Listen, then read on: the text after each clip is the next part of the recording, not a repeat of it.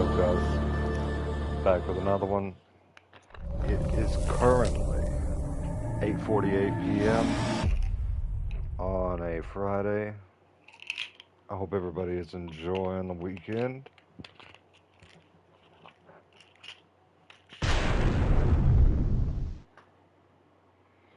Got a couple brewskis here. Gonna burn a couple dooskies.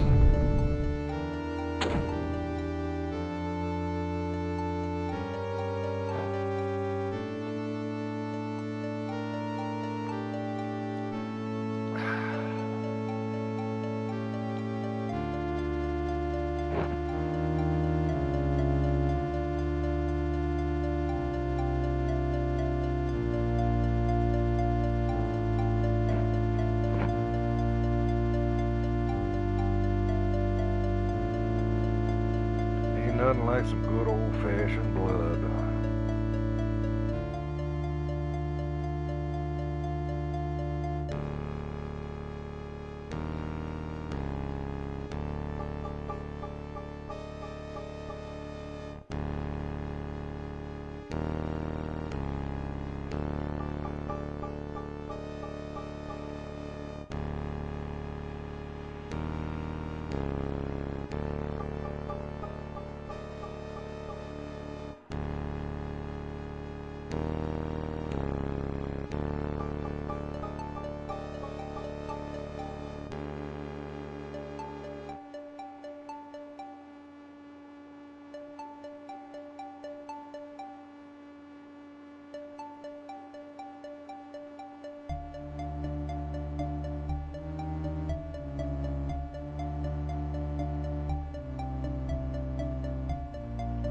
We're just gonna chill for a second, vibe to the soundtrack, crack a brew.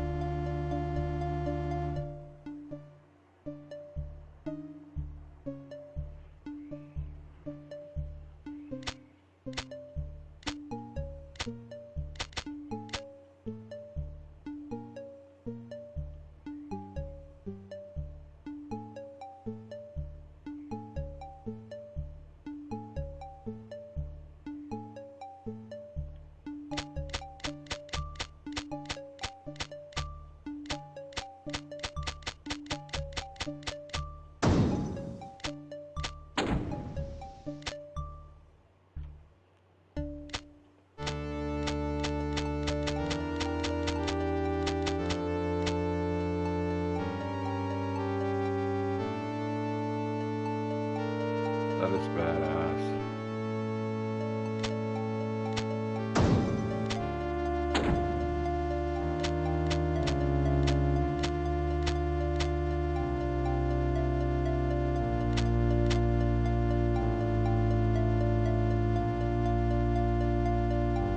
It looks like there's weed on the floor right there. Oh, that's a hole in the bag. I thought it was like a nug.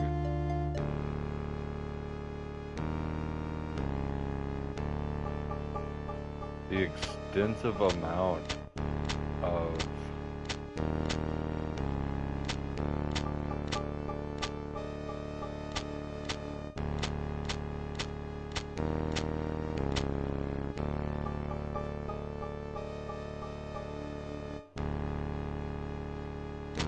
the work that was done on this game is crazy.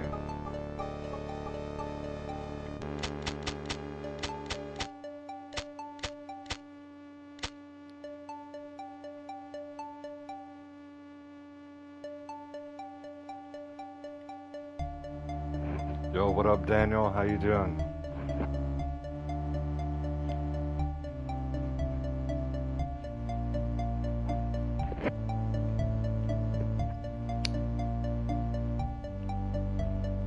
Cheers, bro. Got a couple brewskis.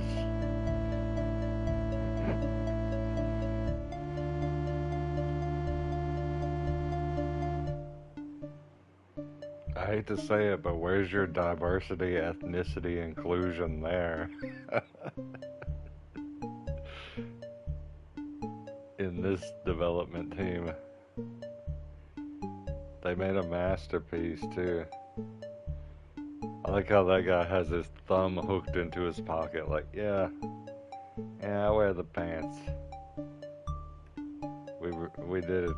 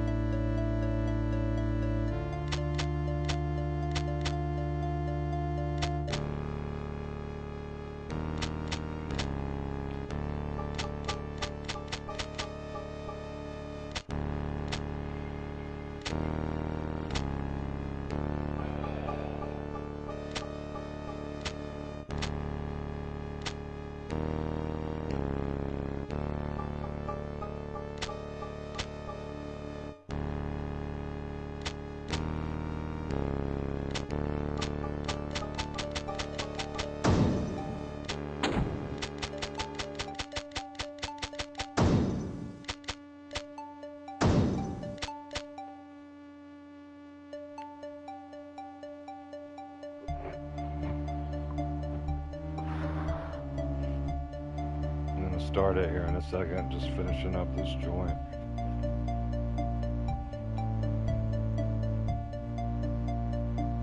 Actually, we might as well just load it up.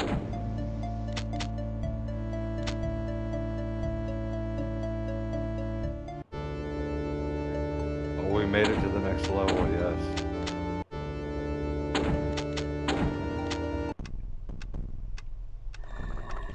This level was hard as shit.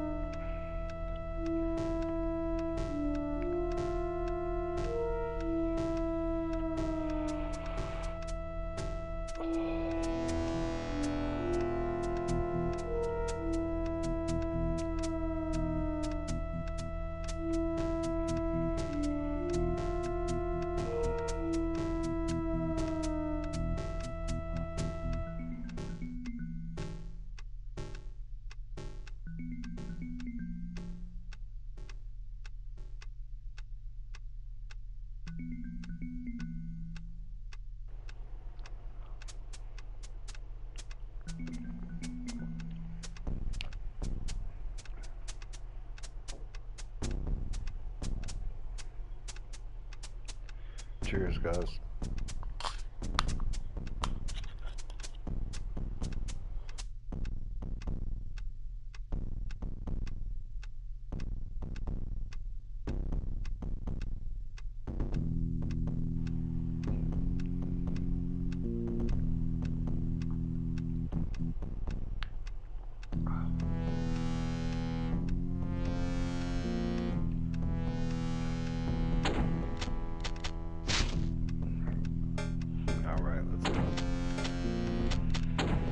purple.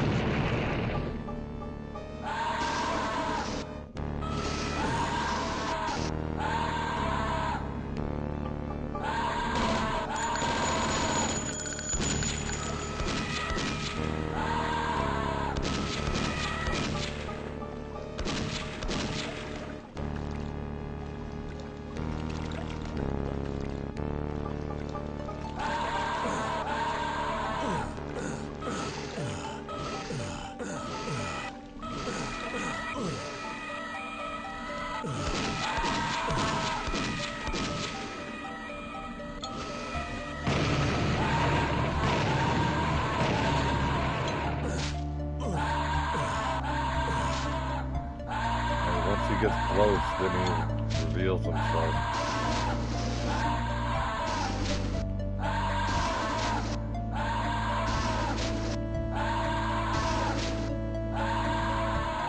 That ain't doing shit to him though.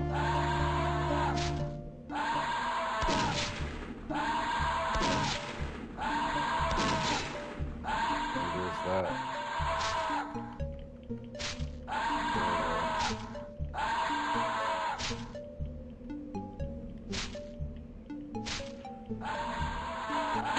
Let's reload that. I'm gonna save some ammo. Obviously, I need to kill him with this thing.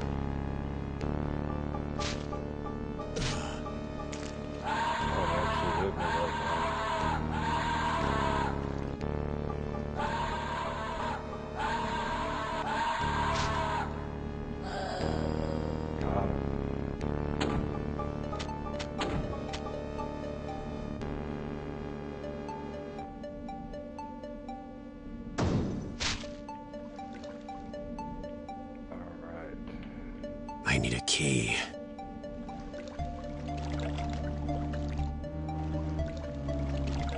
This is just a puddle, I think. Let's try blowing it up.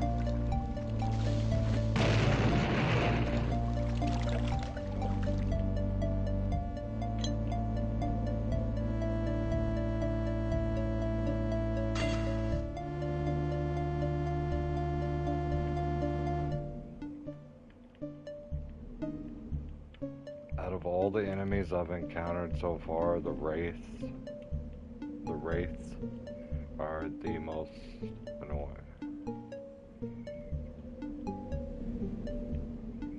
The rest of them I can take them out easily. These guys, shotgun. Well, I don't have shotgun right now, so I just use TNT.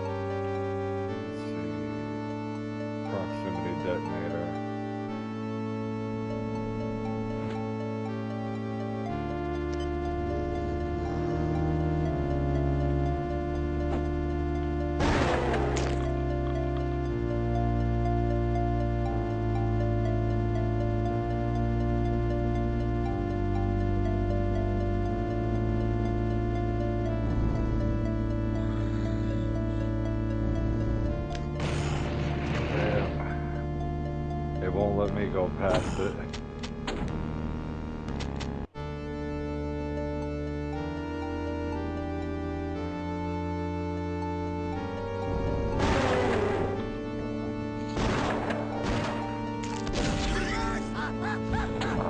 If you get yourself on fire, half your health is gone.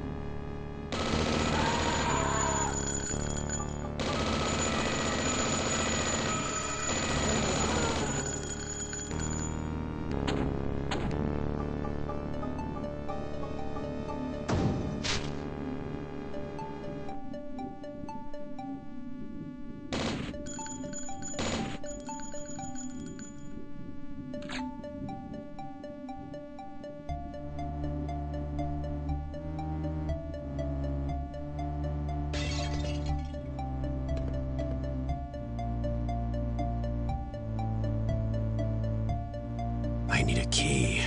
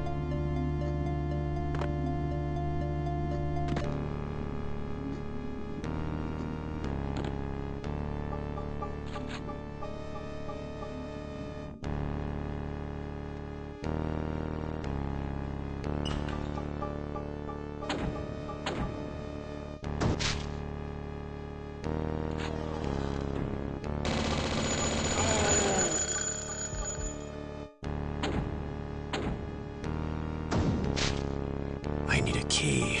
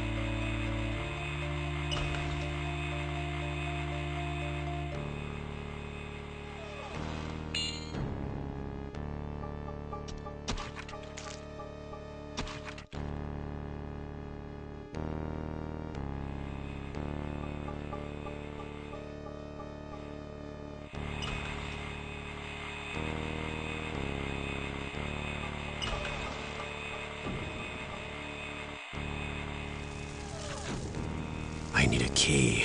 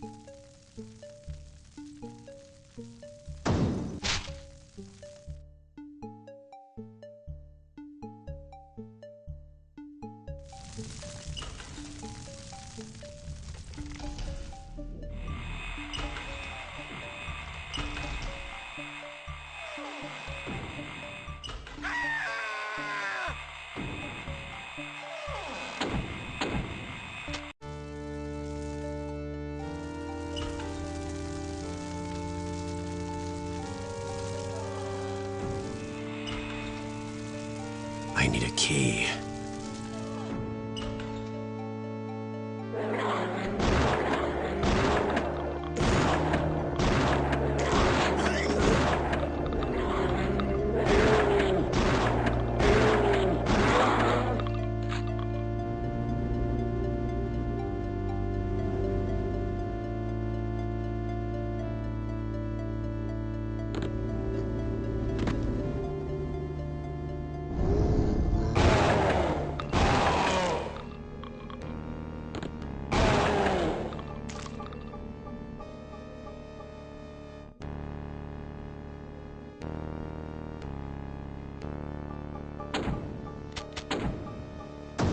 I need a key.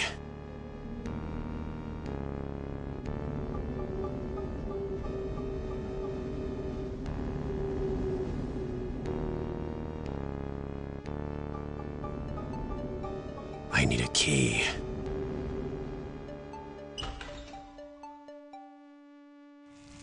I need a key.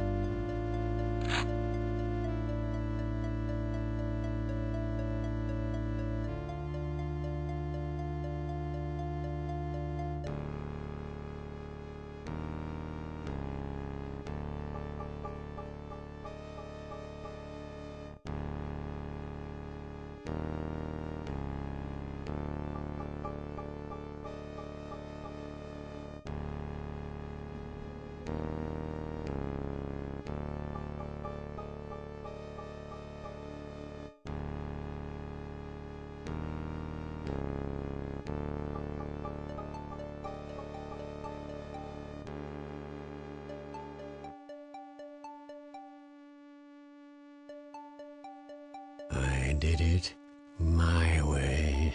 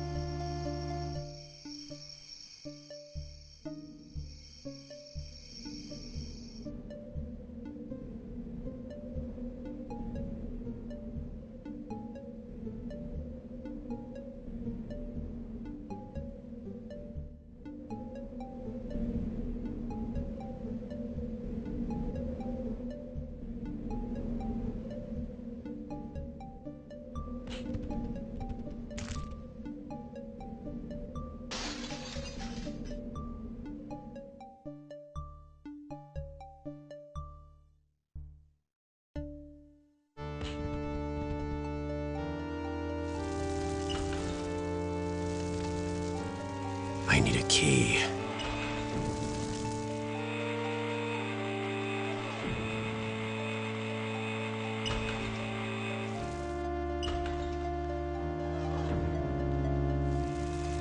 I need a key.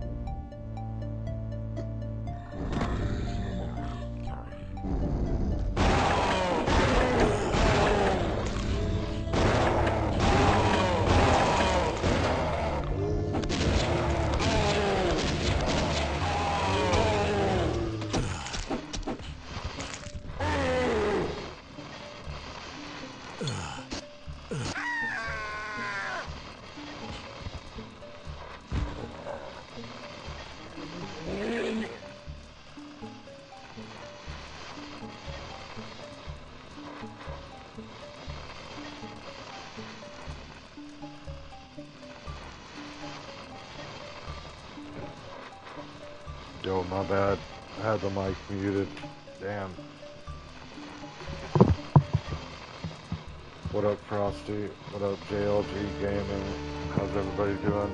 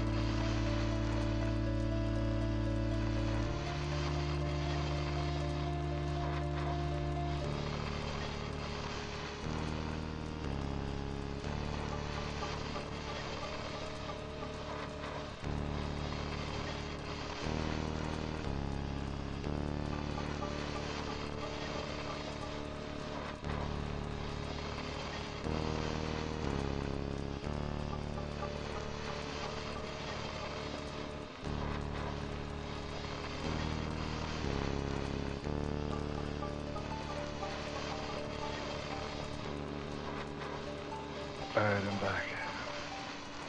Thanks, bro. I'm doing my best. We just have to obtain the moon key next.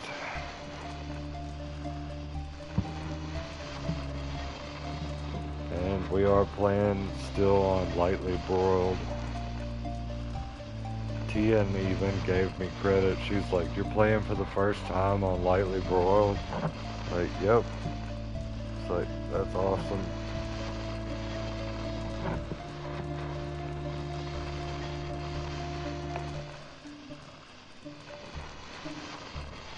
I just bob and weave, you know. That's what I do. And I also tighten up my sensitivity. Well, I got a loose sensitivity whenever, a looser sensitivity when I'm playing on,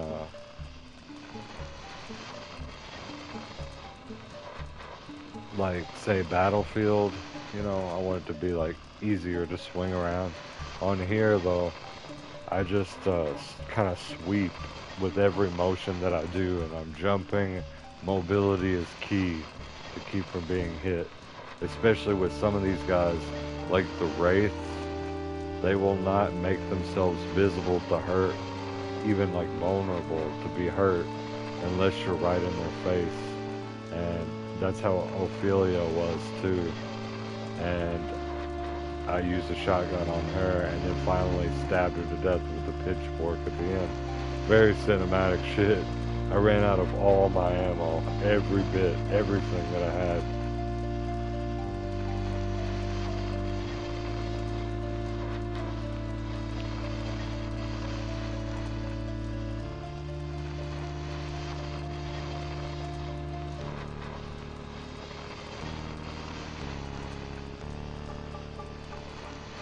Really? I bet it is. I'm gonna have to check it out.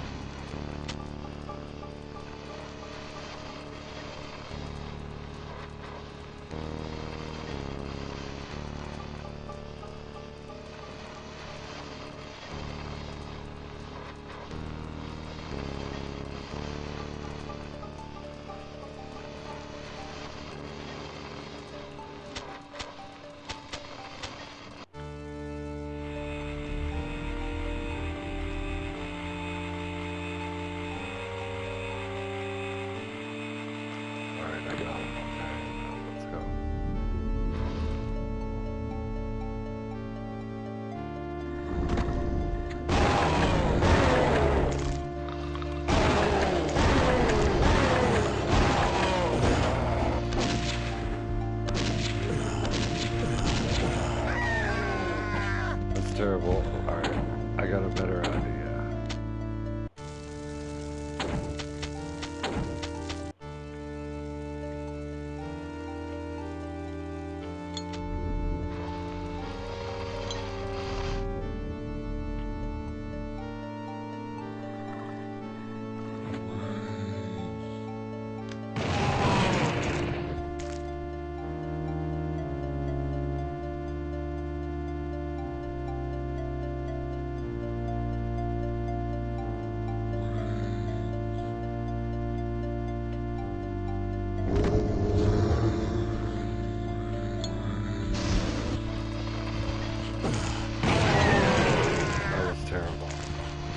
Alright, so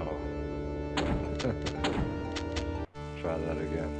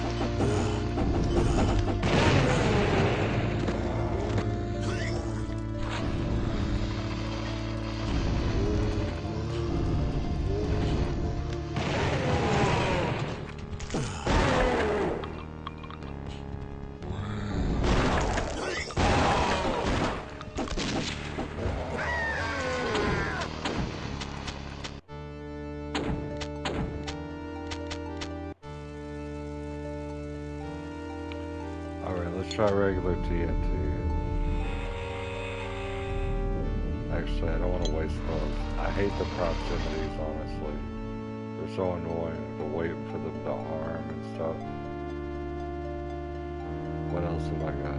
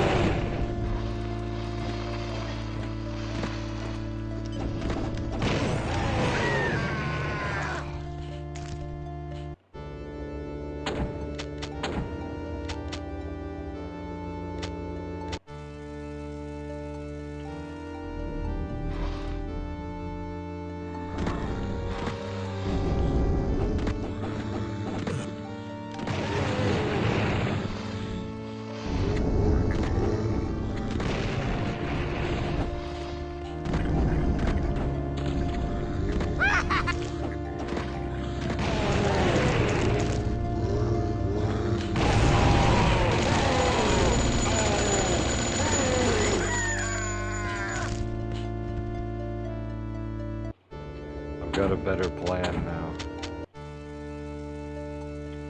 Remote. Actually, let's just try regular TNT.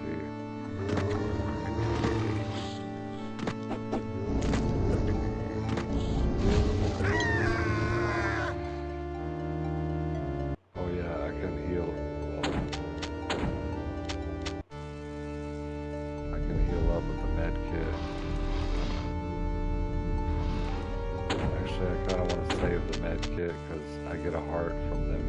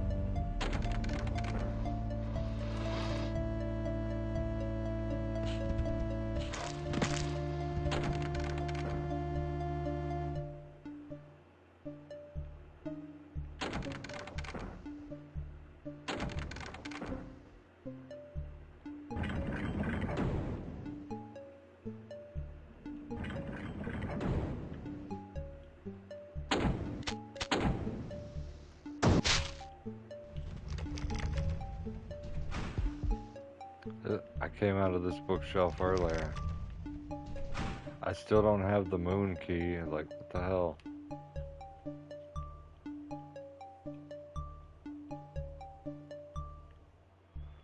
I need to go back, I guess.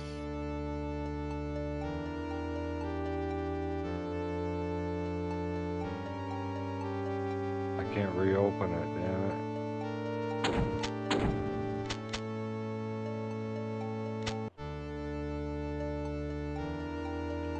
Yeah, you can't go back.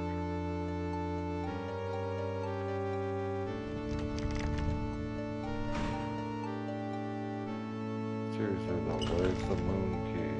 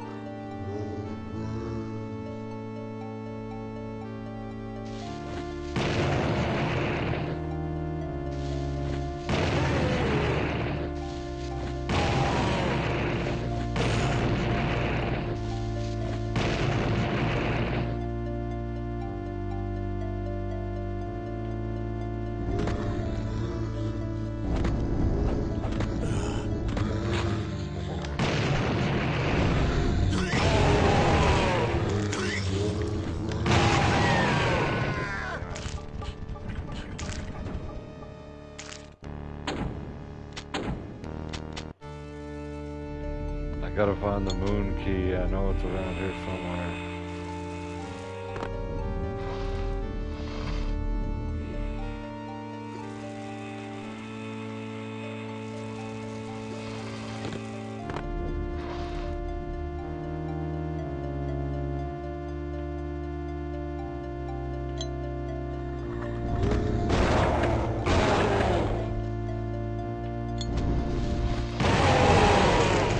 Son of a bitch.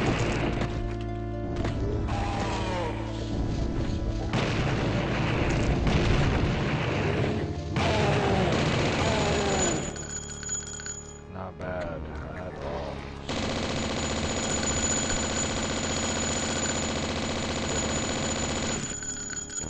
There we go. Force that to take a nice slug right at the end.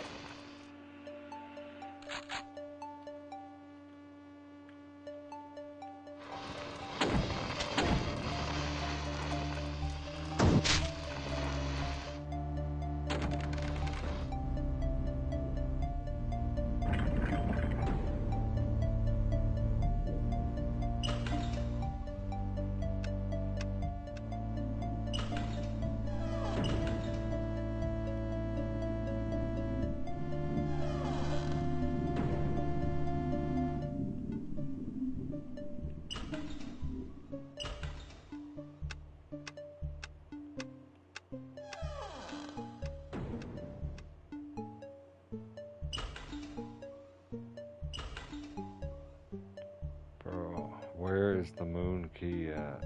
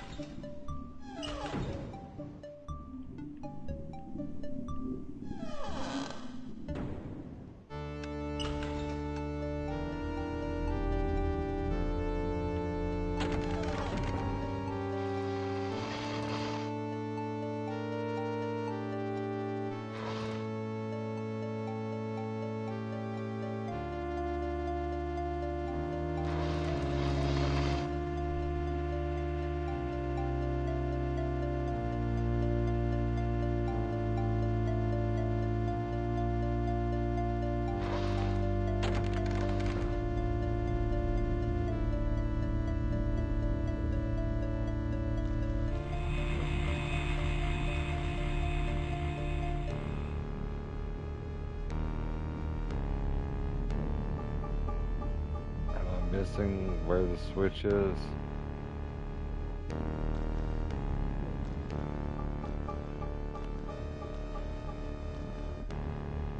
Okay.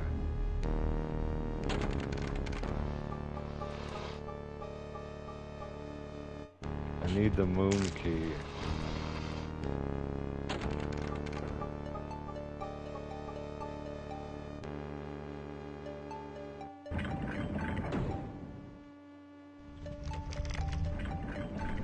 So this is where it leads me out.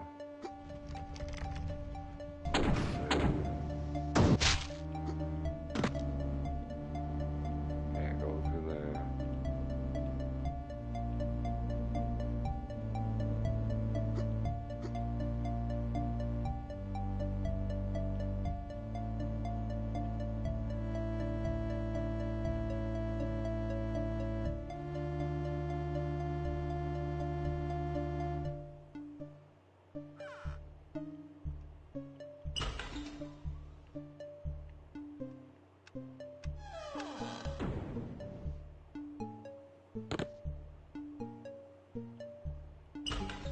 This is where I got a key in here.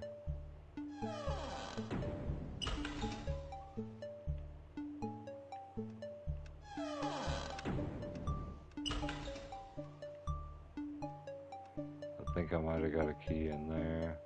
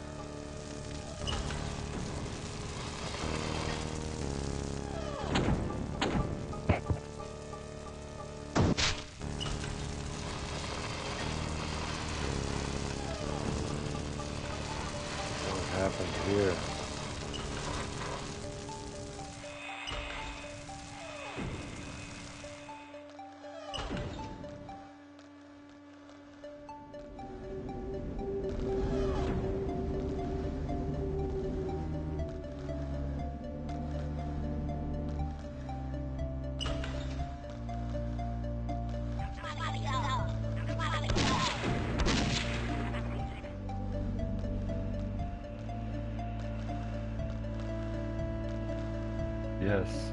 If you look in the bottom right hand, you can see what keys I have. I'm missing the moon.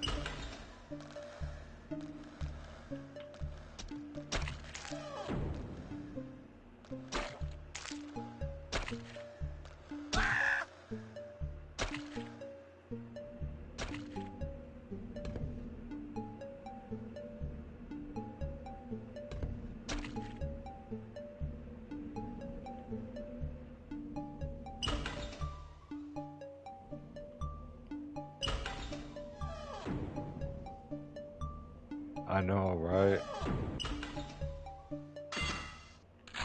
We are in new territory though, so that's a good sign. We should be closing in on the key.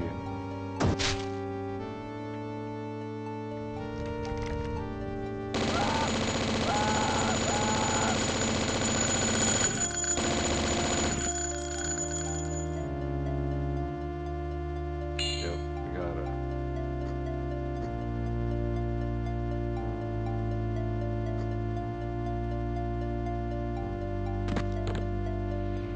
There's still a door I need to check in here.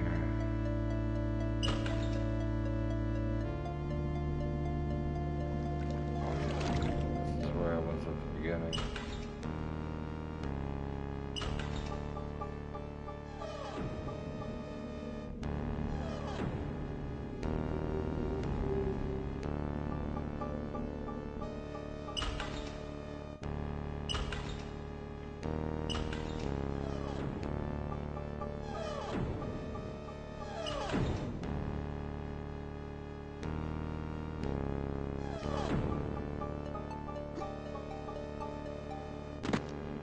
Nice.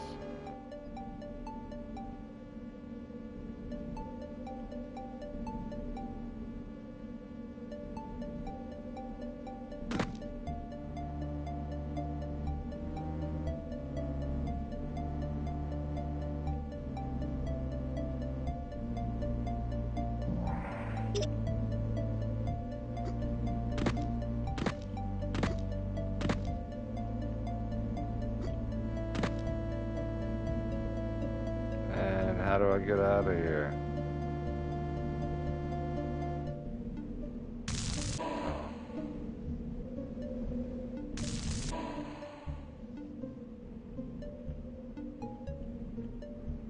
Alright, time to go use this final key.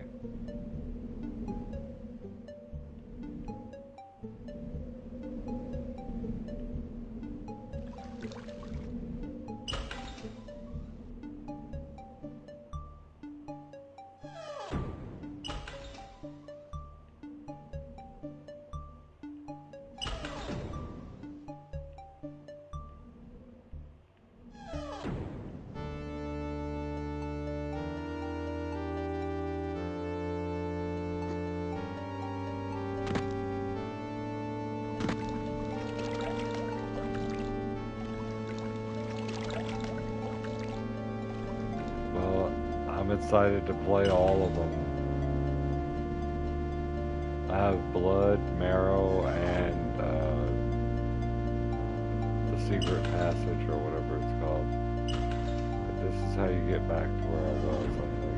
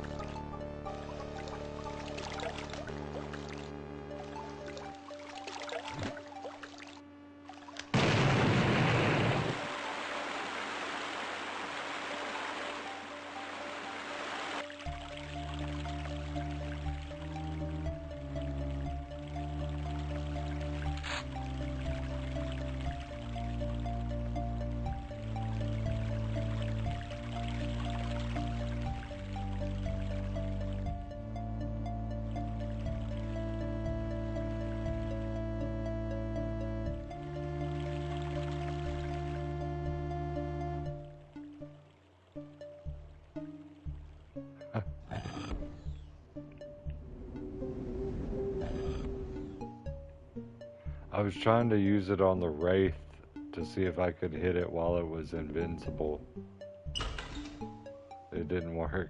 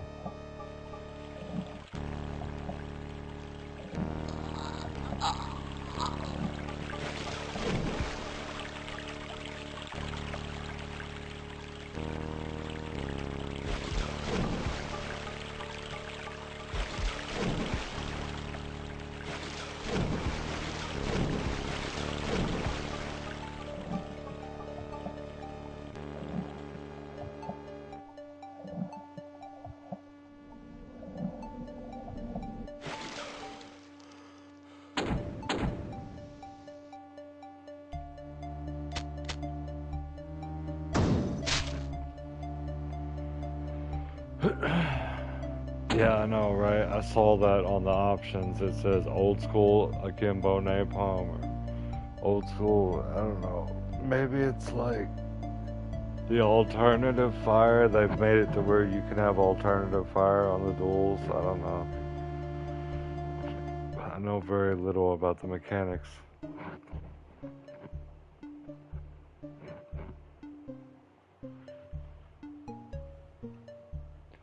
Like the Wraith, the way that the simplest and easiest way to take care of them I've seen is to take the pitchfork and just bob and weave and keep stabbing with the pitchfork, and eventually they die.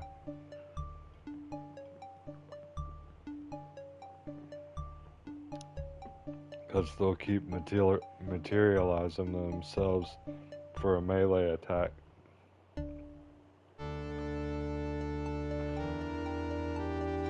Not if you're high enough up, though.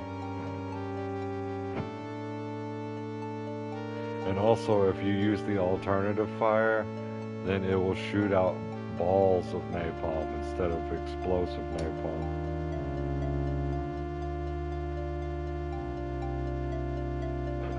I think it's a cluster, actually. The balls go into smaller balls, like a cluster bomb. 1 second. I'm going to... Yeah, the shotgun is amazing for that. That is how I beat Ophelia.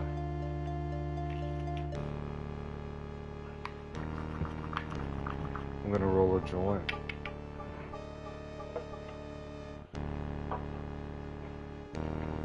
Actually, how I beat Ophelia was just using literally everything in my arsenal all the way down to the pitchfork at the very end.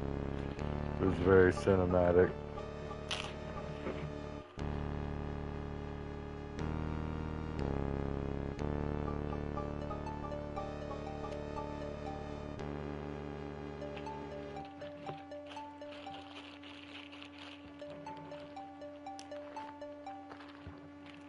I know napalm is rough everywhere. You're liable to catch on fire at any second.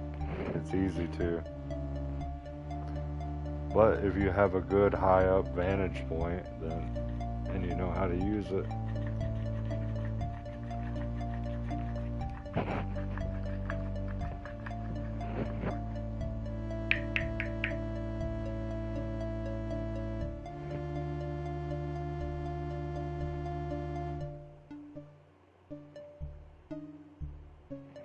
So the Terminator game looks good.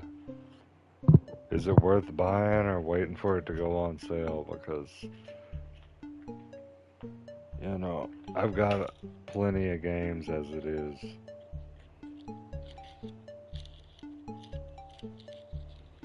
Last thing I want to do is buy a game that nobody's playing it.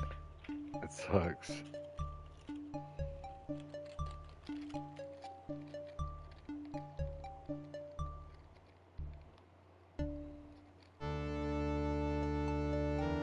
Yeah, I saw that. I already have Path of Exile though, and all the DLC and everything. See, that's another example of a game that stuff is dropping for it, but I'm never playing it because nobody's playing it pretty much. Like Tekken 8 released a bunch of DLC, and I got on there to try and play some matchmaking with crossplay on Dead. I was like, damn, can't even play the new character.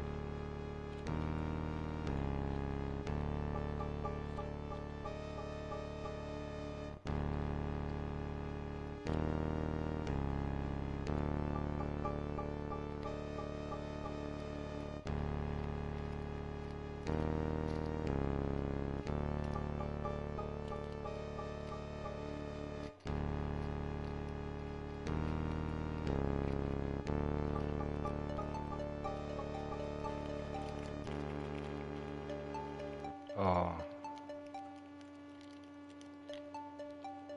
I know, right? Blood is amazing. 42 missions. 3 DLC.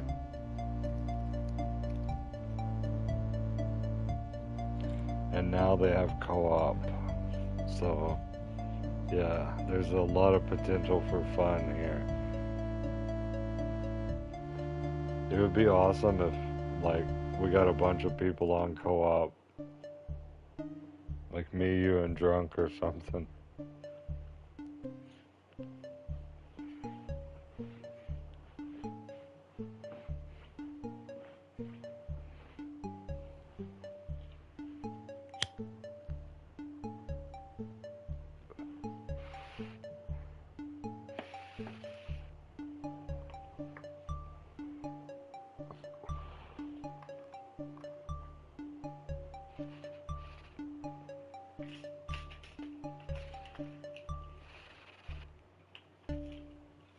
Nice, bro. Good choice. 16 people? Damn. Excuse me.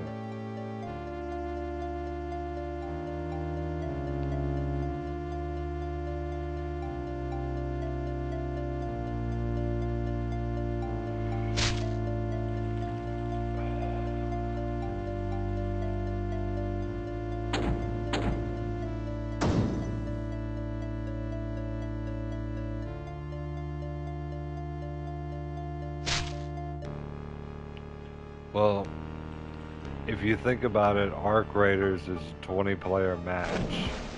Arc Raiders solos. So everybody is kind of working together or not working together to defeat the Arc.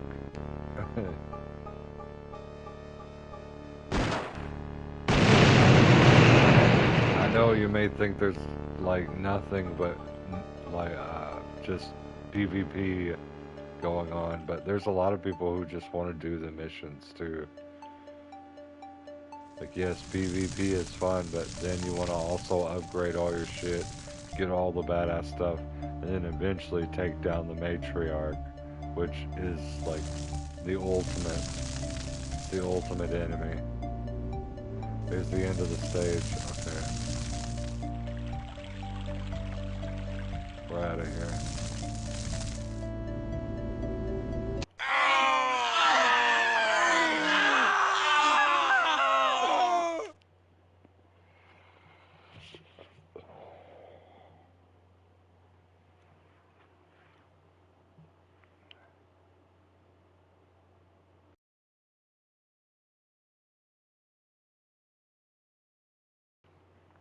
Remember Far Cry 4?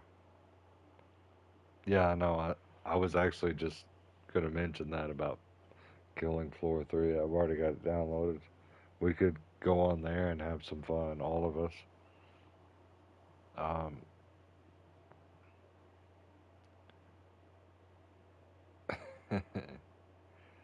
on Far Cry 4, whenever you got too far away, it would teleport your player 2 next to you, even if they were in the middle of a battle or whatever they were doing. Far Cry 4 was pretty badass co-op, I thought.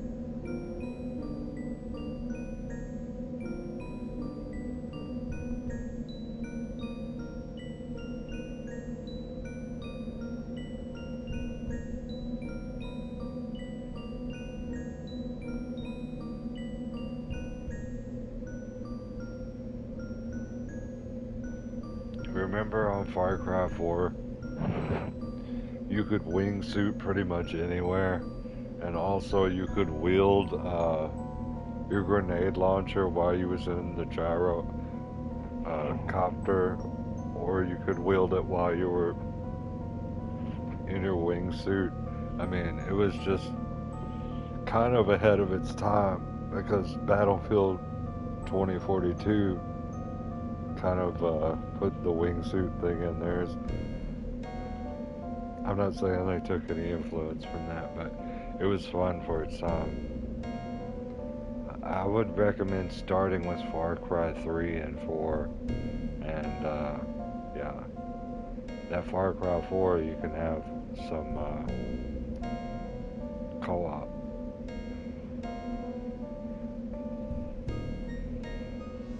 Online co-op too, but only for a buddy, one buddy.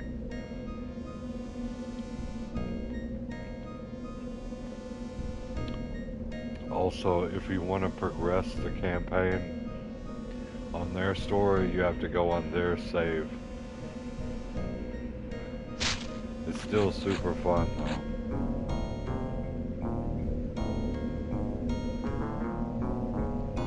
Yes, yes. Duke Nukem. What was it, 3D I think? Well, let me plug in my charger. I did it my way.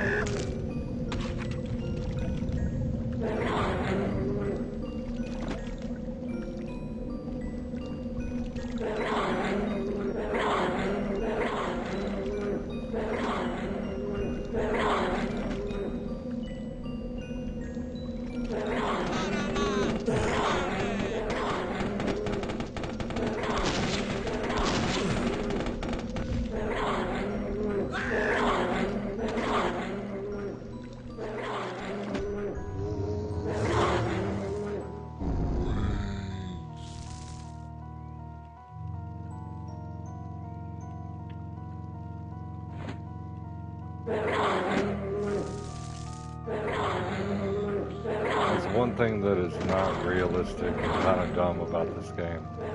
You cannot detonate explosives under the water, and we know very well that you can in real life.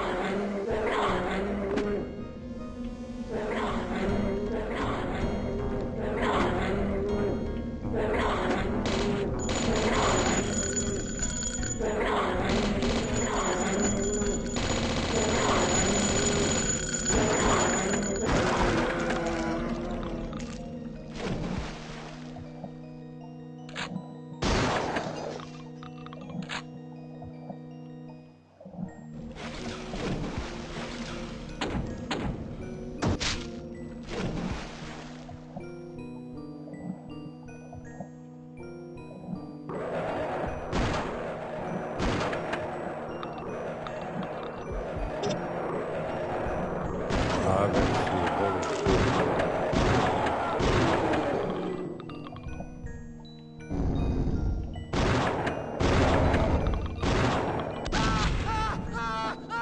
I can use the flare underneath, and I can actually burn. This game makes no sense sometimes, but oh well. I can even use this down here, I think. No, I can't. Still use it down here. What the hell? I guess it's just only certain times. I don't know.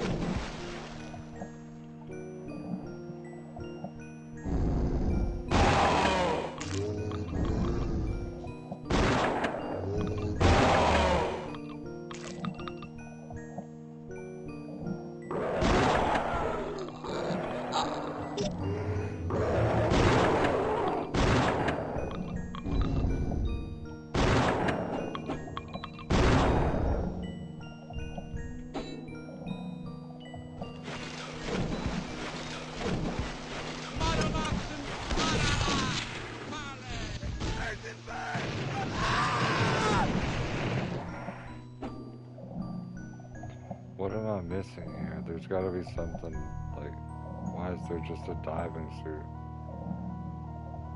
There's nothing.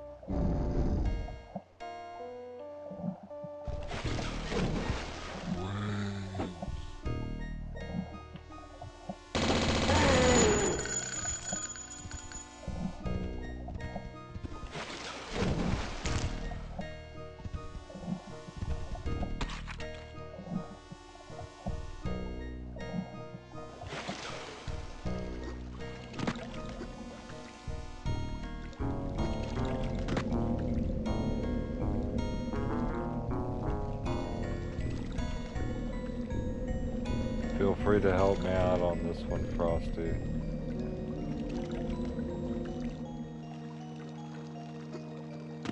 Never mind. I already found it. These maps are a labyrinth sometimes.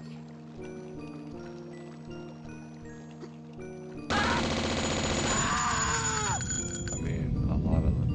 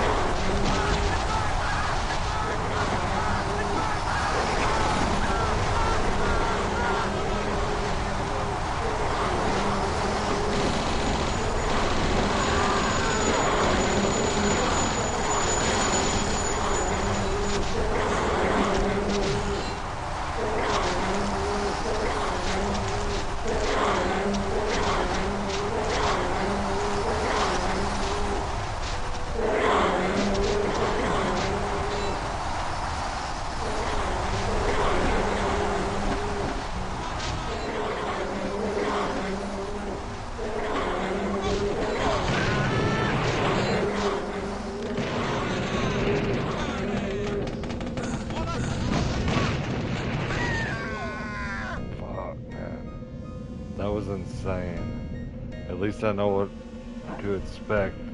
Holy shit, though. We are only on the second chapter.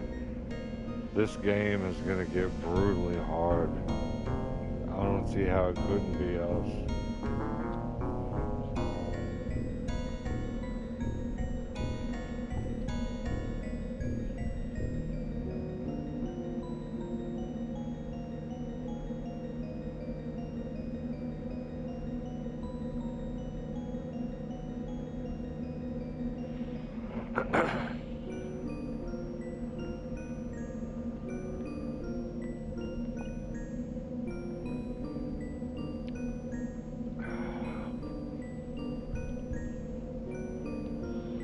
Let's light up.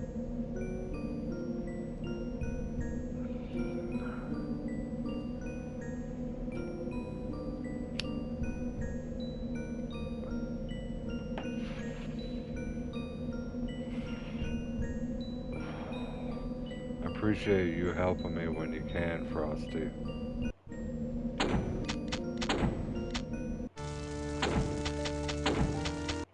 I mean, helping me when I ask for it, pretty much. Okay.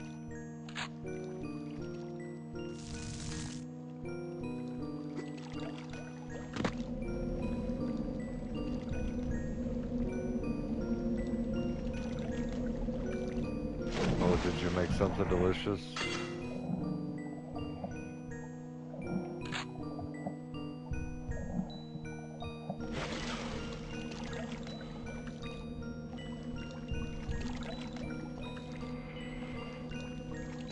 The first boss is a gargoyle, I think, and it's Ophelia, but it's actually a woman from what I got from the cutscenes.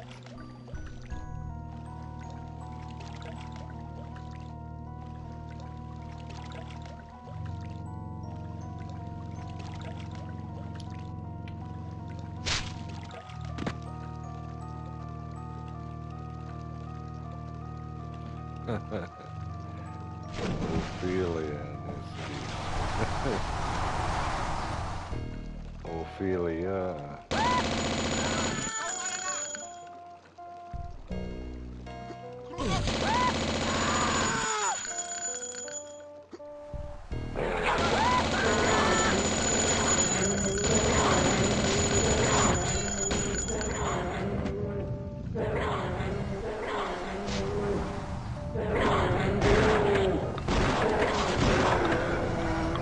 What the fuck is going on with the castle right there? Oh yeah, I remember this. Save it.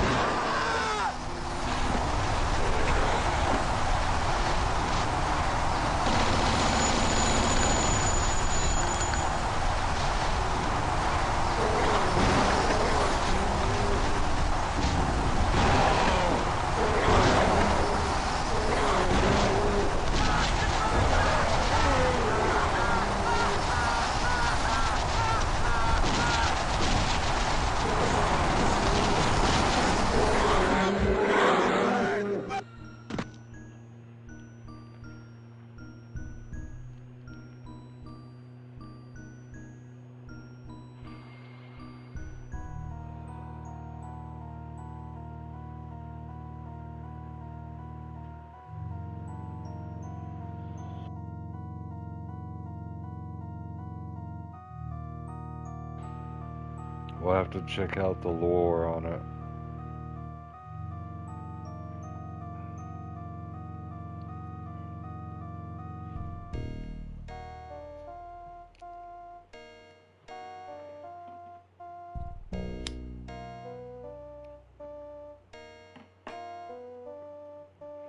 Yeah, but at one point, how did she become a gargoyle? That shit is crazy.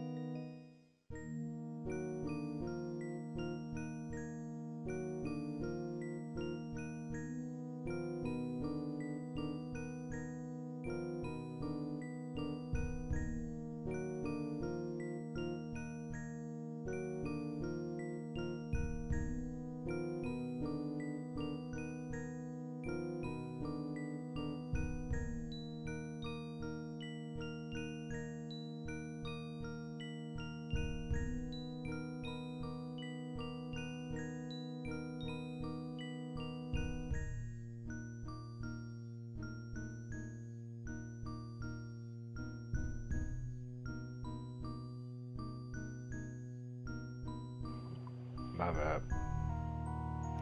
Always mute it when I got a cough, because that shit is strong. It's a loud ass cough.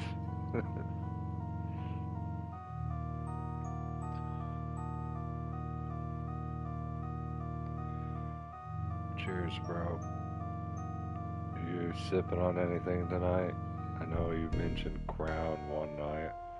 Whenever you first heard that I was, or you saw enjoying that I saw that I was streaming this, and Art just got done streaming this as well.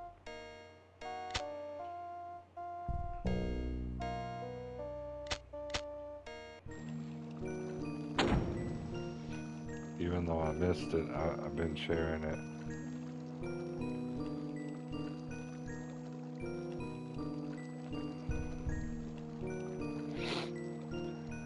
That's alright.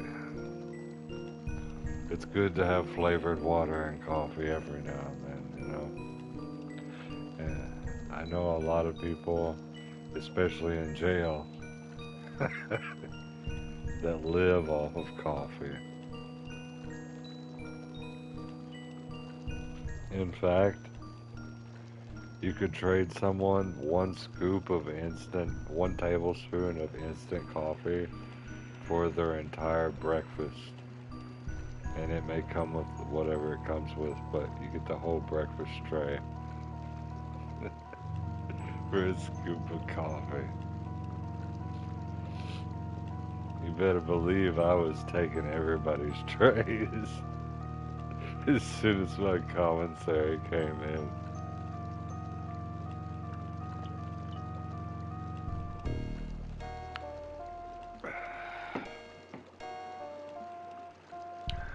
Quake 2, nice. Yeah, they got a little community that likes to run free for all and team deathmatch on there on PlayStation.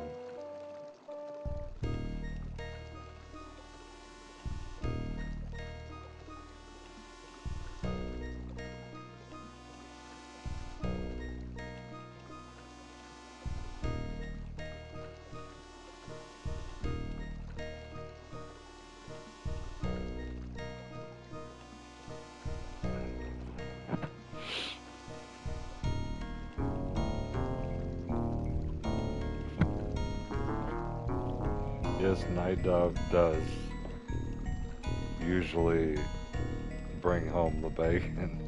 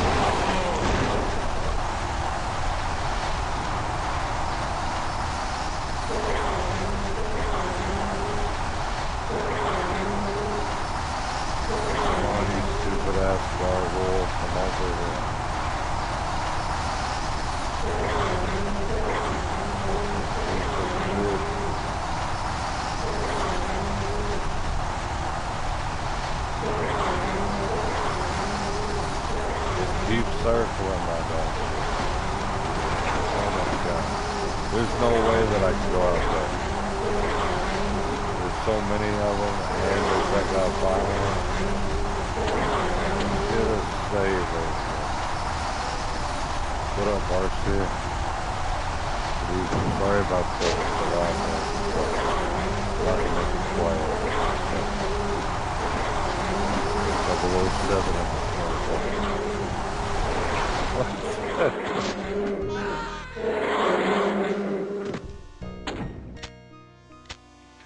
There we go. That's quiet.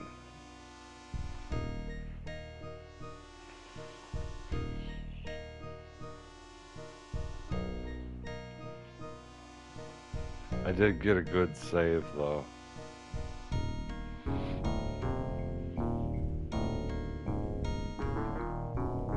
And if it was 1997 and someone gave this game to me, I would be like, holy shit, there's so much content. And well, I never realized how much content was in my games until I started getting PlayStation 2 4 disc set, like Final Fantasy 7. I think it was a 4 or 5 disc set. I was like, damn. So CDs can't even hold the amount of information that they want to make the game. That must mean that the game is kind of long. They kind of put some work into it. A shareware. Got the old LimeWare, BearShare, iMesh, and many others. Napster. But I never actually used Napster. I always used all other services. I used Napster at the very beginning, whenever it was totally free, before anybody even knew anything about it. But then, like, very soon, they got took over, and then I went to iMesh. And iMesh was totally free the whole time. We had no shareware. Well, that's good too. I shared things through floppies as well. Well, not floppies, but flash drives.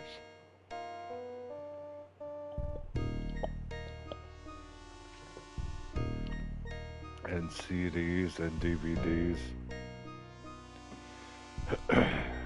I can't tell you how many times I thought that I got a pristine copy of Oblivion Game of the Year edition for like PlayStation 3 emulator. And then, or a PC copy or anything, right? And then I get to the Vampire Quest and the Vampire Quest is glitched out. I'm thinking to myself, it could have been any other quest, but you glitched out that Vampire Quest. The whole thing is fucked. Not only that, they didn't even put too many patches on it. There wasn't even a patch that would fix it. I was like over 100, 200 hours into that playthrough. I was emulating it on RPCS3.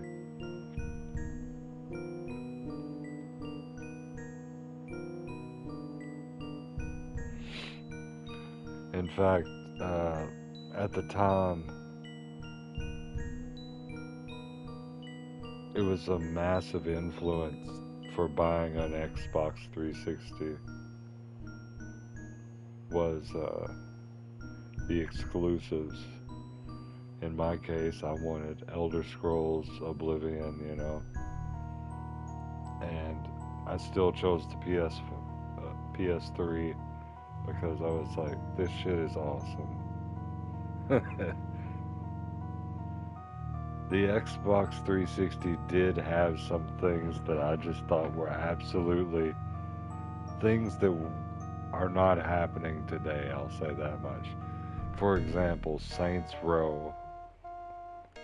Saints Row had a thing where you could have your Xbox 360 in general had a thing where you could play your music at all times, doing whatever you want to do.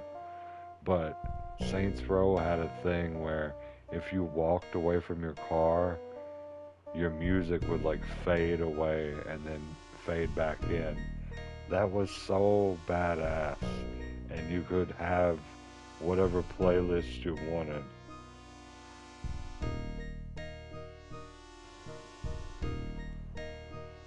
That shit was legendary.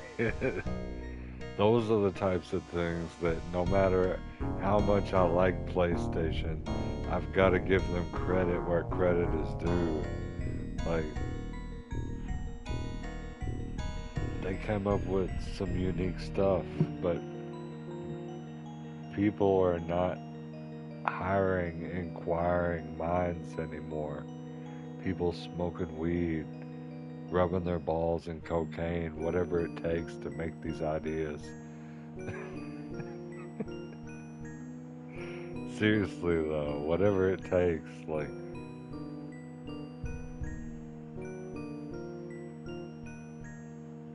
they just make an AI version of the game and it sucks. Like Black Ops 6, I know I've used this as an example a lot, but the maps are AI generated. They had voice actors submit their scripts, right? Then they linked it all up so everything would be AI as far as the voices go. So they wouldn't even have to do any work except for read the script that they gave them. And then they could piece together whatever they wanted. Uh, the maps, the players, the calling cards,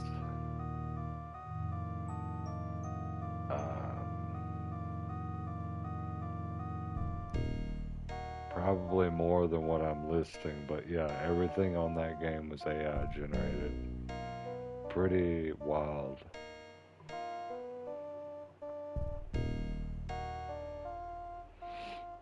The cocaine is in this shampoo.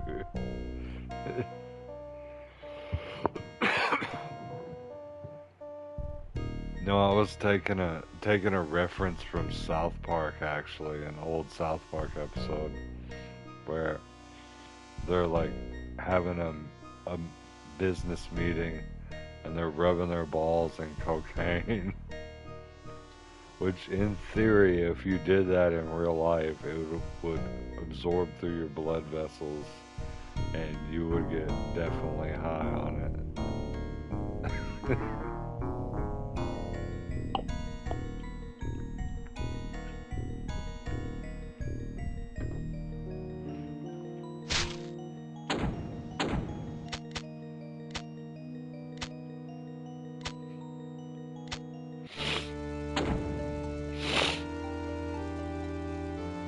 Excuse me.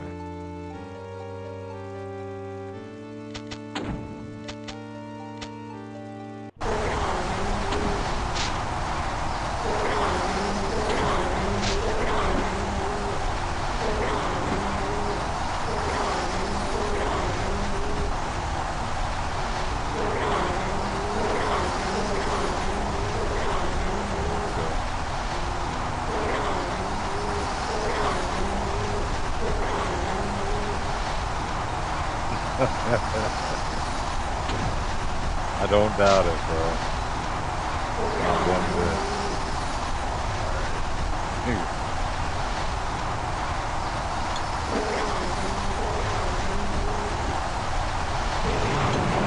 God, every time.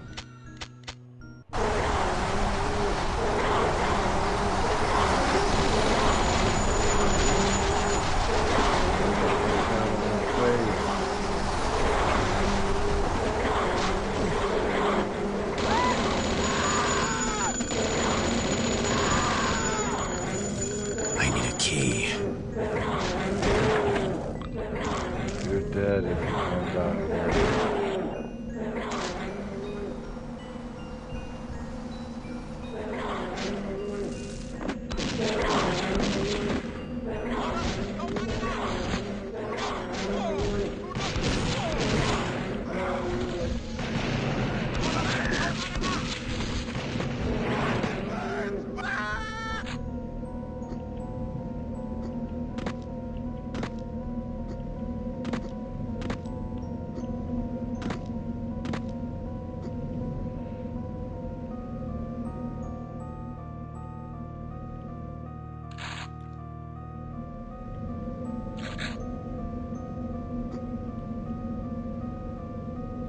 I need a key.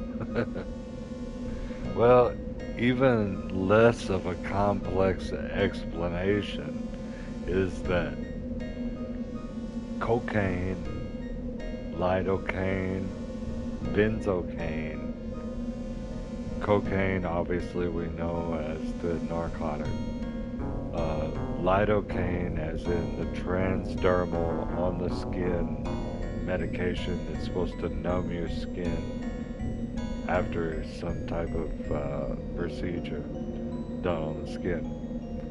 Benzocaine for orally for a dental procedure or something, you know. They all have a numbing trait about them. And the way it works is it makes it to where the cells do not transmit blood through the cells. So the longer that you have something exposed to that,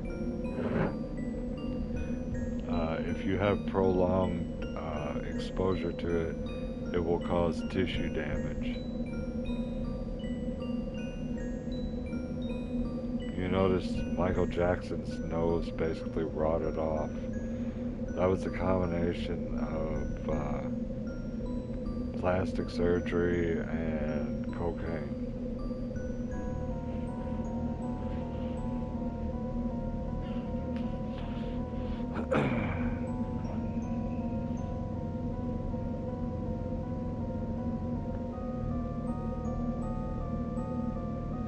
I know, I'm just giving a little a rundown on the different canes because there are so many different canes, you know.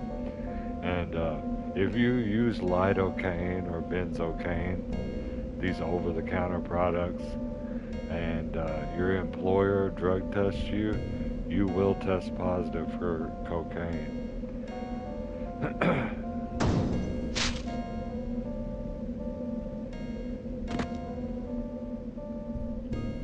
A lot of times they won't even give you an excuse. They'll just say, yeah, you should have known better. Everybody knows that trick. Like, you know.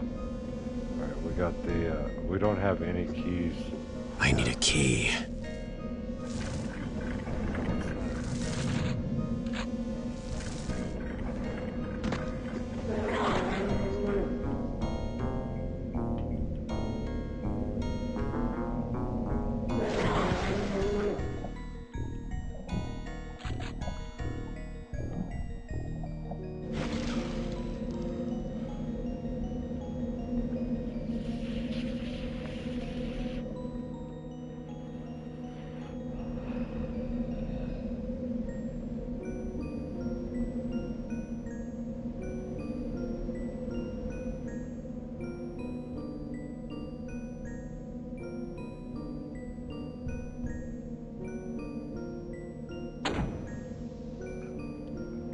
Well,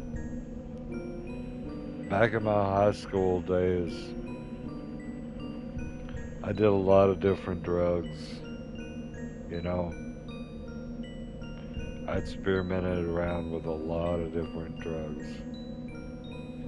But cocaine is something that is extremely high society, and the only thing that I ever encountered was other amphetamines, whether it be Adderall, Vyvanse, you know, the ADHD drugs that they give like autistic kids, or the methamphetamines. I had encountered that as well. But as far as real cocaine goes, or real crack cocaine, I'd never seen that in my whole life. And I had seen a lot of different ones whenever I was coming out of high school. Because, like I said, I was open to check out whatever was going on a lot.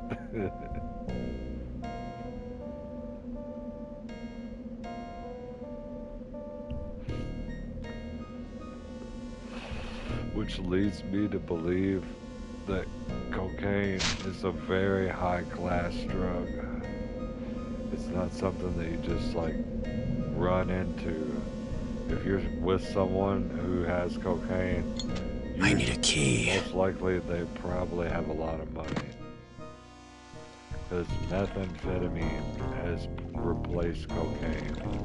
And if someone's deliberately snorting cocaine, that means someone had to grow the plant, had to cultivate it, ship it over here, brick it, you buy it, and then boom, yeah. But with meth, it's like they make it in a lab, it doesn't take no time, and there's like a tremendous amount of it, you know?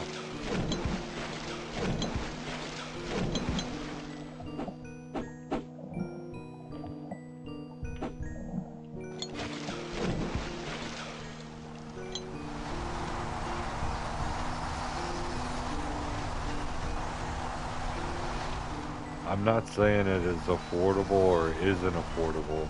I know the street prices, it says $80 to $100 a gram. It's about the same as meth. But I've never seen it. I've never seen anybody ever even offering it. Like, hey, I got cocaine here. $80 a gram or $100 a gram. No, never. Never seen that shit. But yes, definitely meth. I've seen it a lot. Or they call it Molly too, or whatever, you know. It's amphetamine salts. That's what I was saying about growing the plant. Like, it's not profitable to grow it anymore.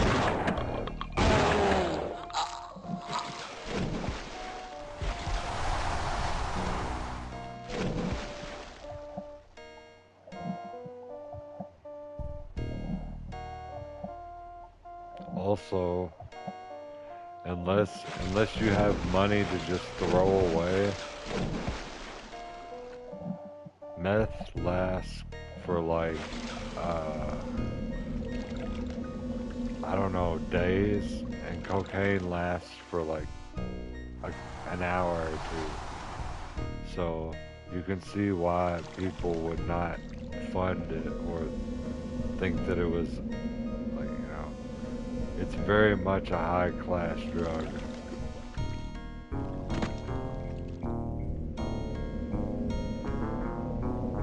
You're basically pissing into the wind when you do it. Well, there's nothing wrong with that if you want to, but just understand, you know, there's always repercussions.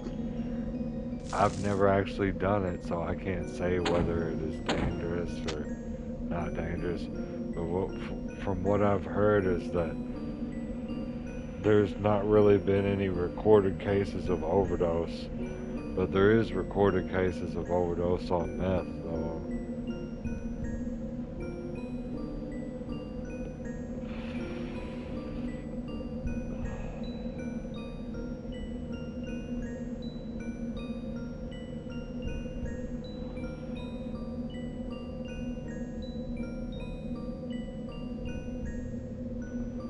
When it comes to drugs, I always go by Mother Nature's standard.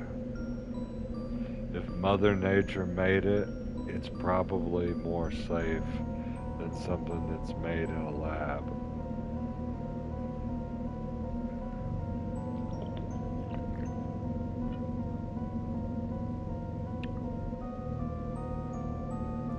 There are some judges in Mexico that have said, okay, this individual needs cocaine, medicinal cocaine, and there's a daily allotted amount they're allowed to have. I'm not joking about this, it's real. And the judge allows them to have it. And I suppose it can be done with any substance, but I could be wrong, but it's just interesting. Because I wrote my governor right now, and I'm like, look, I need you to let me have lorazepam. No, it's like a really strong benzodiazepine. I I need it. And then he writes me back and he goes, all right, here you go.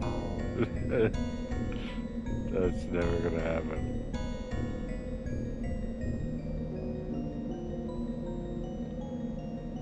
Yeah, I know. I have an idea about things with medication and drugs, psychology and all that. I feel like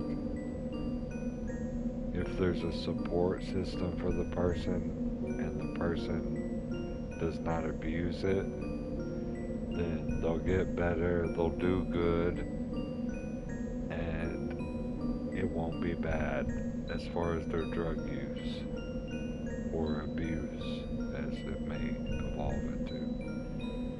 But I've got people in the family, I've got friends that took their own life through drug use and other means, and it's like it depends on the individual and it depends on the circumstances. Me, I grew up all the way to age 13. Never had any drugs. 13, I had my tonsillectomy. And I had like the hardest drugs that you could possibly have, intravenous, like IV, you know. And that, I was sitting there, I was laying there in the hospital room, I was looking up at an anime, and this anime, Lupin the Third, and I just was thinking there's a whole nother part to the world that I've not even explored.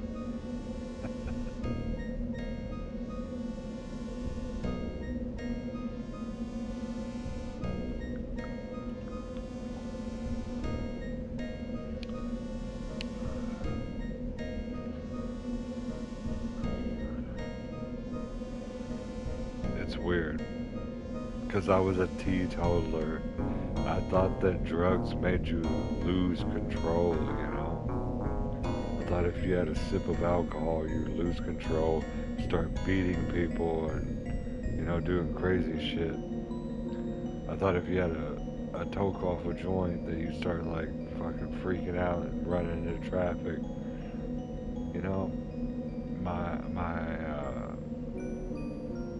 views were not right.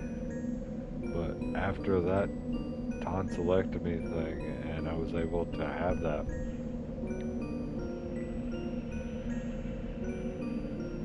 yeah, I know.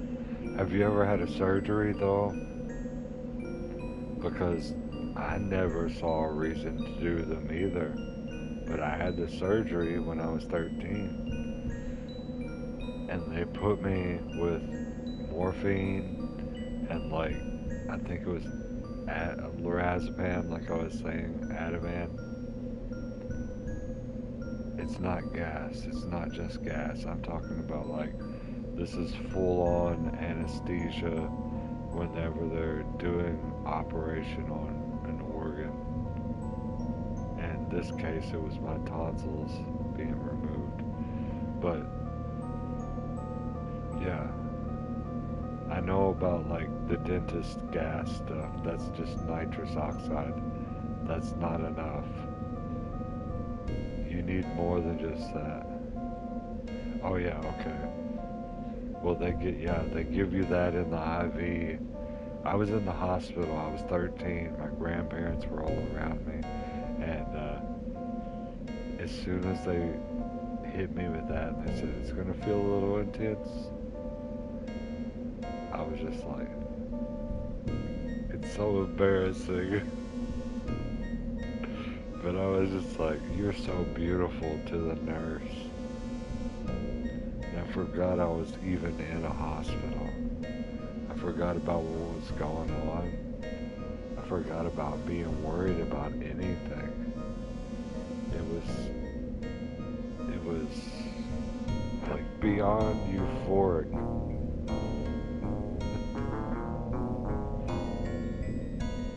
Whenever they took me out of surgery, which I don't remember any of it.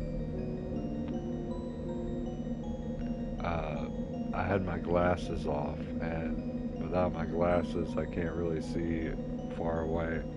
I thought I was blind. After the surgery, I'm still screwed up from the drugs, and I thought I was blind, and I thought I had my glasses on, and I was still blind. But the nurse put the glasses on me, and I said, "You are so beautiful again." And then I'm just laying there, and I'm like, "Can you give me something to drink, please?" And she says, "Here you go." She's like, "Give me the water and stuff." I mean, I loved it. It's so fucked up, but I loved it. It was so good. Because that procedure made it to where I didn't get sick. I used to get sick every single, like every week or every other week, I would get sick with something. But when I got my tonsillectomy, it just made it to where I didn't get sick anymore. I loved it. You woke up and you're like, "Hey, Dad, I feel awesome. Like, better than normal." Like, better than normal. Well, that's alright, son. Just calm down. Oh my God. I was sitting there.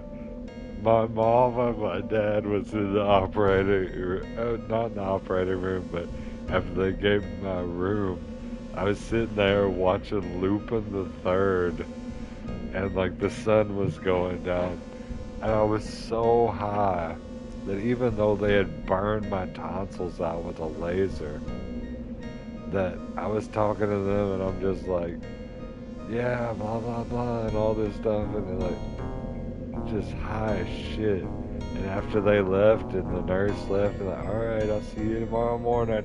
I got up out of the bed. I was high as fuck. I did not know what was going on. I was like, and for the first time in my whole life, I had never even took a sip of alcohol, a hit off a cigarette or anything. I go into the bathroom. I have these pictures still to this day too. I'm taking pictures in the mirror and stuff with the hospital gown on. I'll put them up. I'll put them up if I can find them, but it is so fucking funny.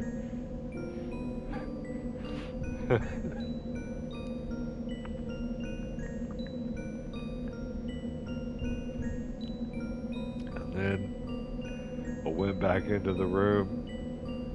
I set the camera down and my belongings and all that. Got back in the bed, watched Lupin the Third, watched the clock tick down. She came back in, asked me if I wanted to. I did a sign like saying West Side, like Tupac. And I never ever would have done that my whole life, but I was just so fucking adamant that I was just like throwing up all kinds of crazy shit. And my eyes are like crooked. I look like a Jim Henson puppet in that bitch. Alright, let's go. My bad, guys. I need a key.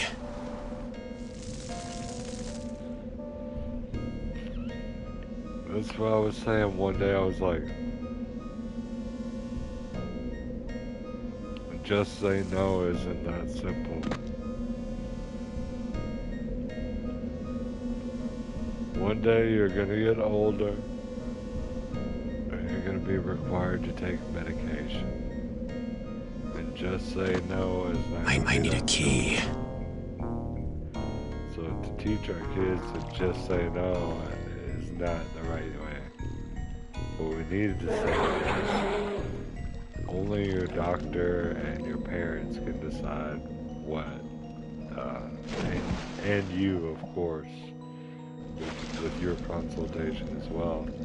You decide what you want to take, and you discuss the risk and the reward, and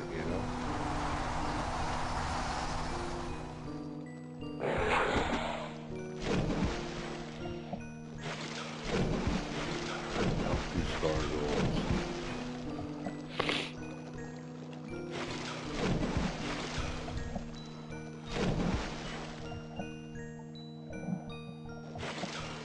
Oh yeah, you made some soup. That sounds delicious.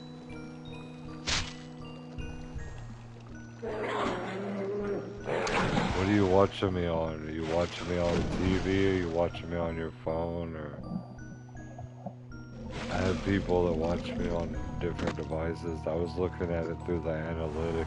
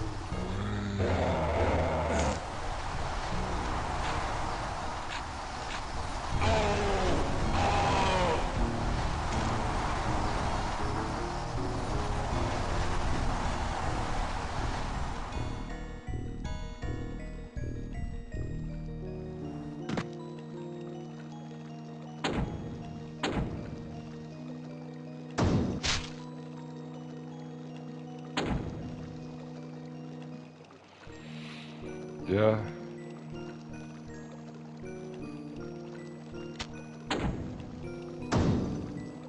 No, for real though, now that I've leveled out in my life and I'm just how I am now, all I do is 2 different drugs. Well, actually 3 if you count alcohol. Marijuana, benzodiazepines, and alcohol.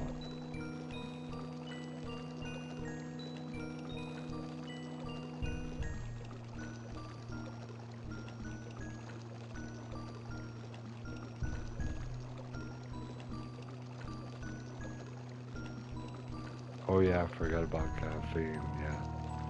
I'm sure it definitely had caffeine. And that's the thing I was talking about in jail.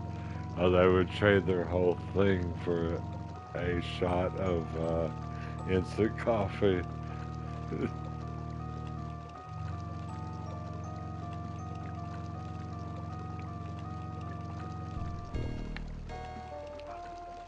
Have you ever heard of acetaminophen, aka Tylenol, being combined with caffeine to make it work more effectively, more quickly?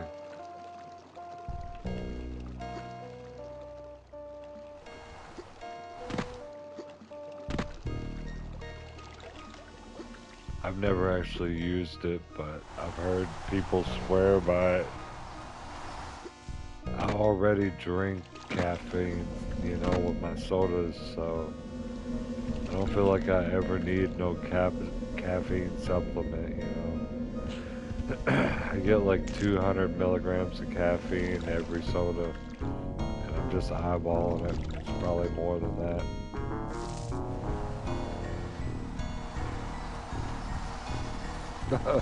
That could kill you. Yeah. You know what else can kill you?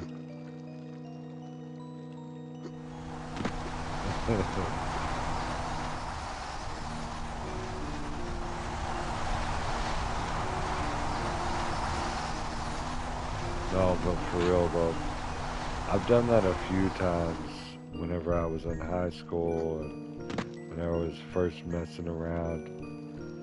Both of those that you mentioned are asphyxiants. Alcohol is an asphyxiant and opioids are an asphyxiant. So in essence, you're basically strangling yourself to death without actually doing it. Um, they're also both central nervous system depressants. So yeah, there's been times whenever I had a half a Lortab and I was drinking beer and I projectile vomited because how sick I got. Now, mind you guys, this is whenever I was like in high school and just learning the ropes and stuff.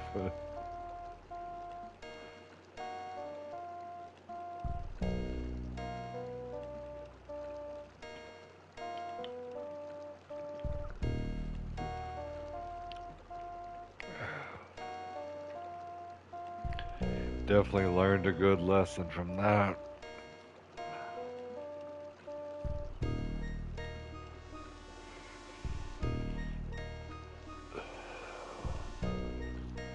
I remember I was at someone's house, not house, but you know, their place of living.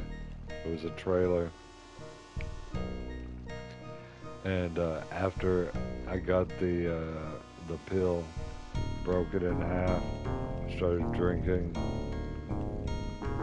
and I was super fucked up.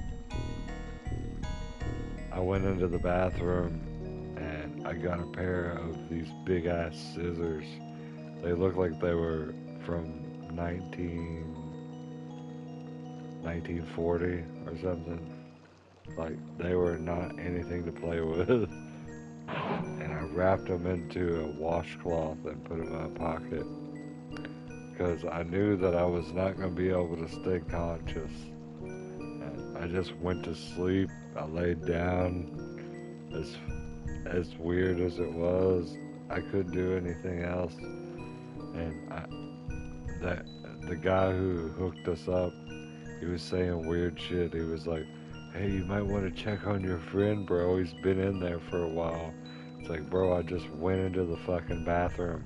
I will stab your fucking ass.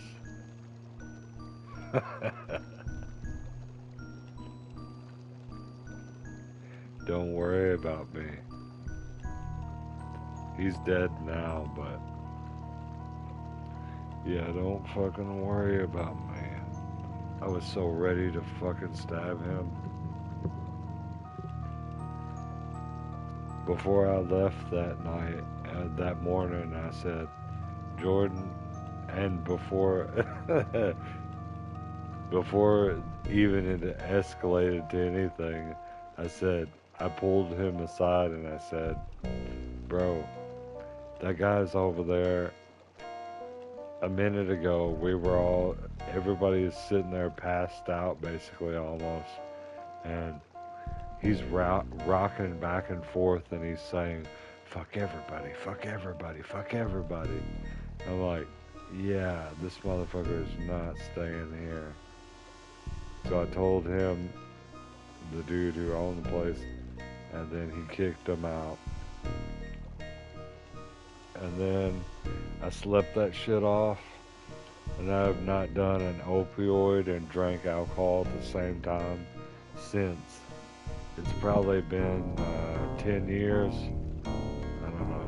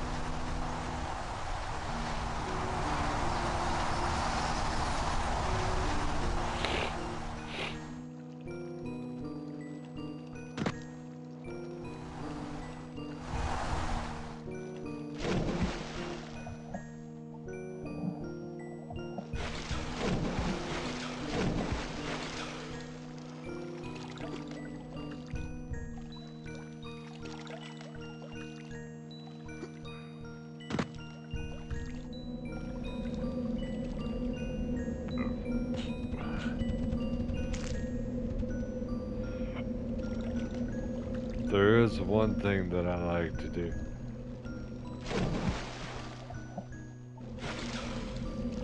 It's not recommended because they're both central nervous system depressants. But I don't care. Benzodiazepines and alcohol makes me very relaxed. It makes me very chill.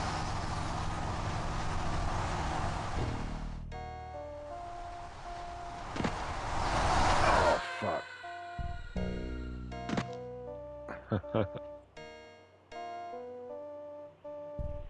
And of course, weed.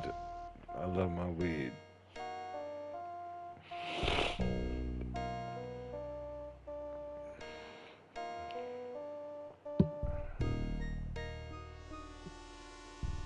I love this music. I'm so glad it's not that really annoying music. This really high pitched and all that. God. That feels like torture. I turn it all the way down when it's like that.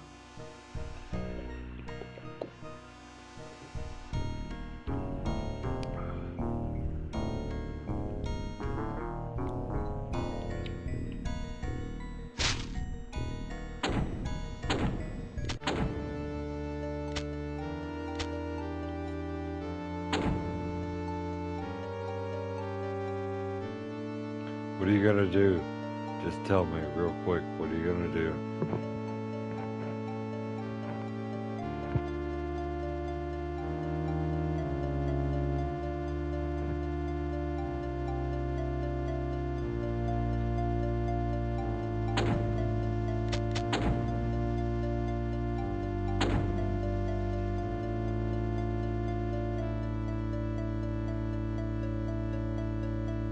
What the fuck are you gonna do? Brazilian butt lift. Gotta go do something. Alright. Join match. Let's see if anyone's on here.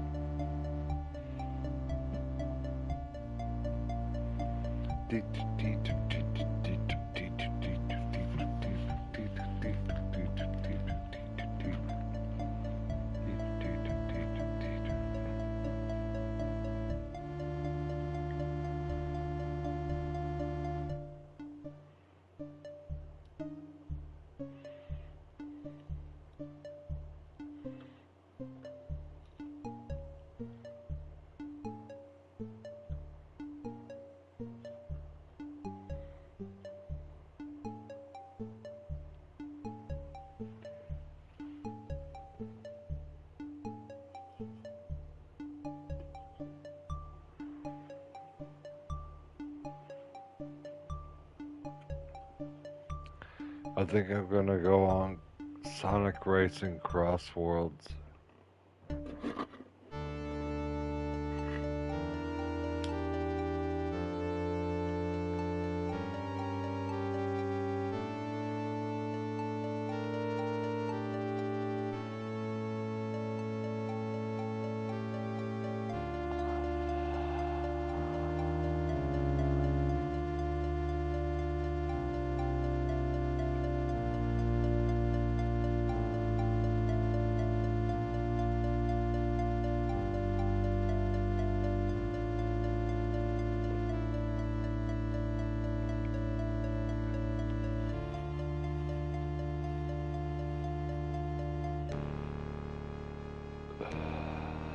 See you guys over there on Sonic Racing Cross Worlds.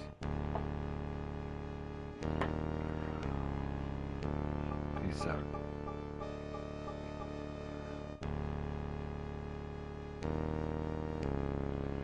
Actually, it's almost at 3 hours. I should probably just chill.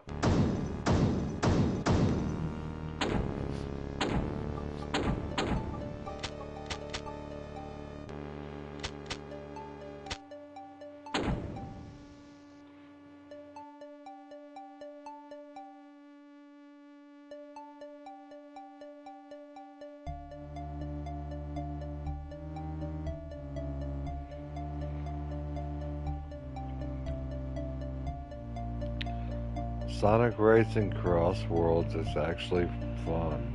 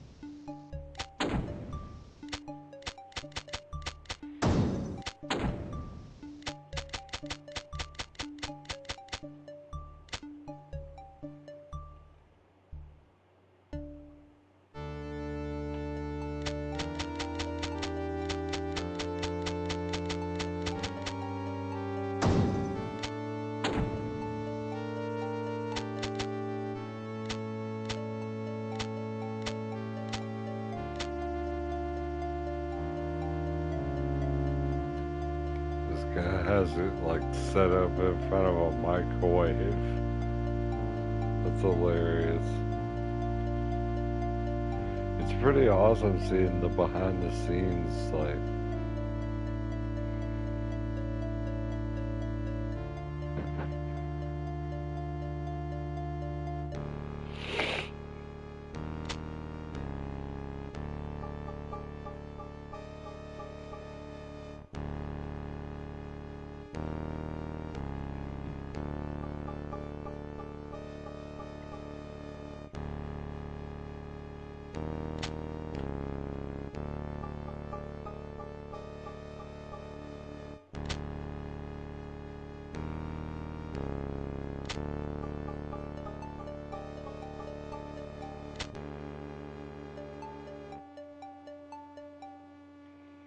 I have that same wax gun on the far right. That is like the most basic, most commonly made wax gun ever.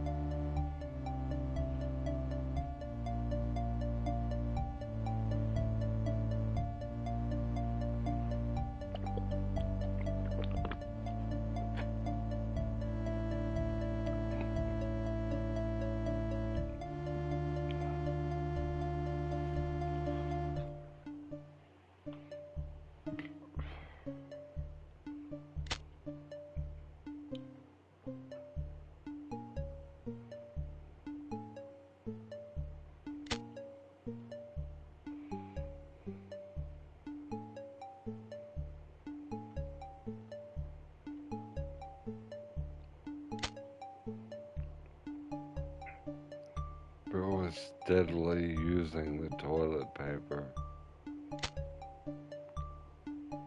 Whatever works, though.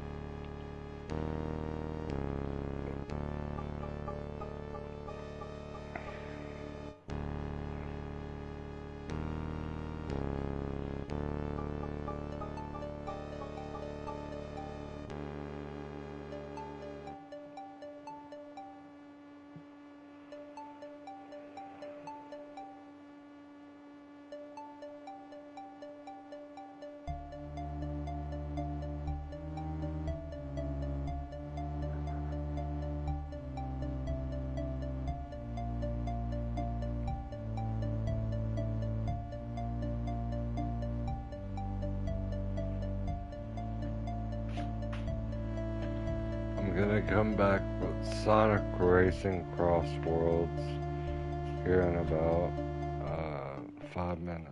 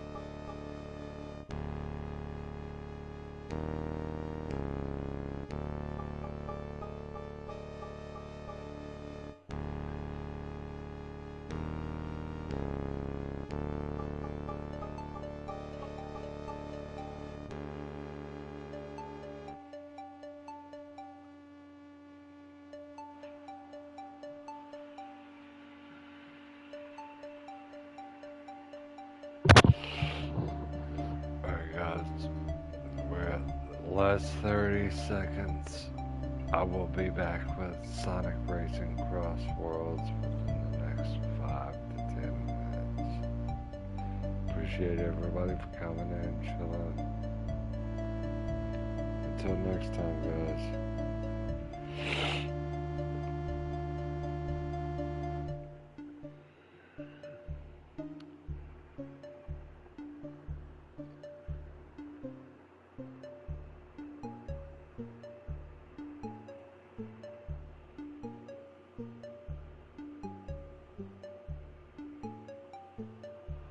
Hey, guess what?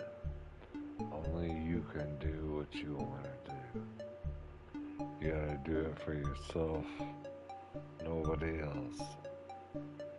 Because nobody cares about what you want to do except for you. Don't be afraid to put yourself first. Peace out.